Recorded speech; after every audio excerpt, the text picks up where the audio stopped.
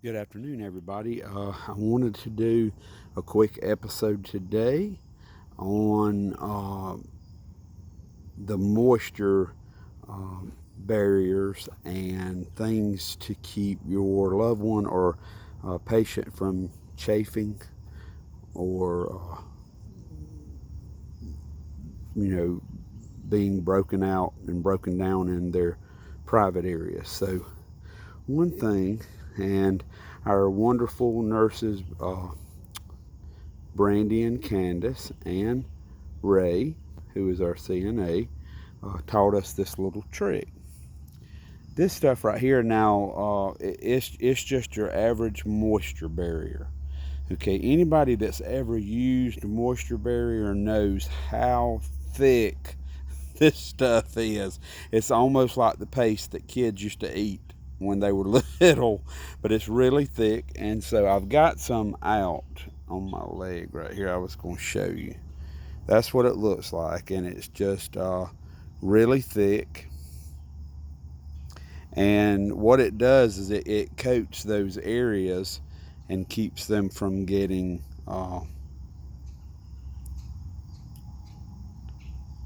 chafed in their private areas if they have to use the restroom or anything. Okay, anybody that's also ever used this stuff, it's good for keeping the like friction and things like that from those areas. But if you've ever had to try to clean that stuff off, whether you're having to change them, trying to use a wipe, or even if you're giving them a shower, you won't believe how that stuff stays on there because it's so thick. So, our CNAs and nurses from hospice taught us a very smart trick. Many of you out there have probably had children, and at one point or the other, you've had to use A&D ointment on them for like diaper rash. They sell this A&D ointment in these tubes like this, but we would buy it. They've got a bigger tub too that you can buy, and so they taught us to take the two products, the moisture barrier cream and the A&D ointment, and mix them together. So what we do is we had a little plastic Rubbermaid container, and I'd squirt the whole tube of the moisture barrier in it.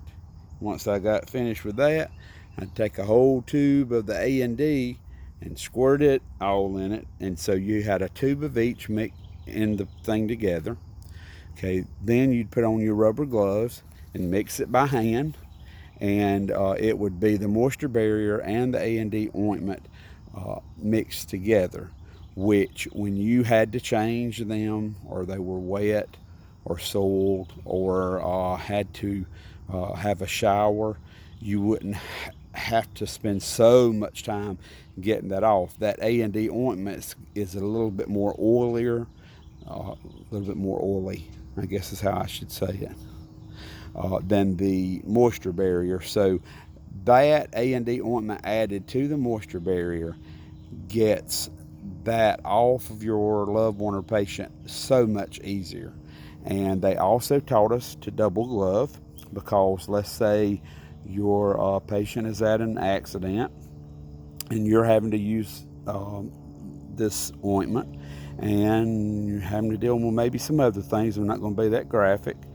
But if you mess up your top set of gloves, or you get that cream on it and you're going to have to touch something, but you know if you do, the cream's going to get on the bedding or the patient's clothes or something like that, you can take that top layer of gloves off and still have a good, nice new pair underneath to work with. So just today, if you have a family member or loved one that is bad about having breakouts and breakdowns and things like that in their private areas where they go to the restroom, it's just like a baby, but a big baby.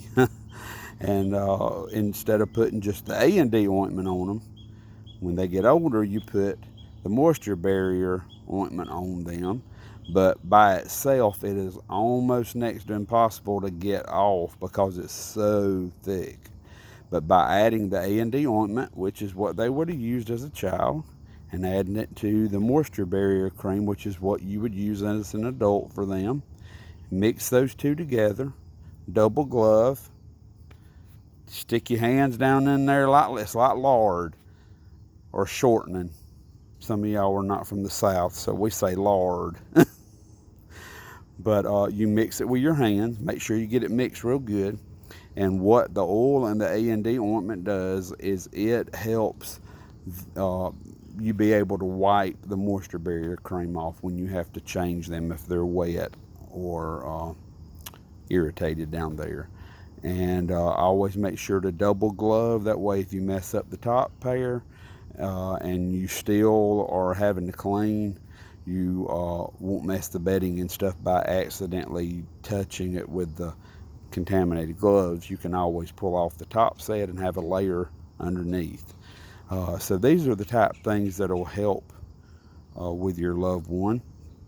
Also, it's very good to have a sheet up under them where you can keep them turned. You're supposed to keep them turned. So we'll talk about that one day. And I think tomorrow, if you're worried about your loved one or patient wandering, Mom didn't wander a lot, but there were some things that I had to do to safeguard her. Some of them I was able to do when she was still pretty well functioning, and as she progressed, those things really helped. So I'll be talking about different things that you can do to safeguard your house and safeguard your loved one, and really it's the same thing